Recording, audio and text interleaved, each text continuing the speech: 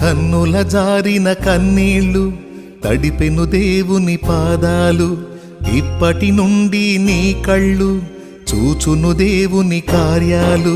కన్నుల జారిన కన్నీళ్ళు తడిపెను దేవుని పాదాలు, ఇప్పటి నుండి నీ కళ్ళు చూచును దేవుని కార్యాలు.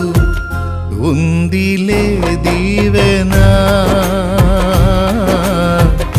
ఎందుక వేదన, పొందిన యాతన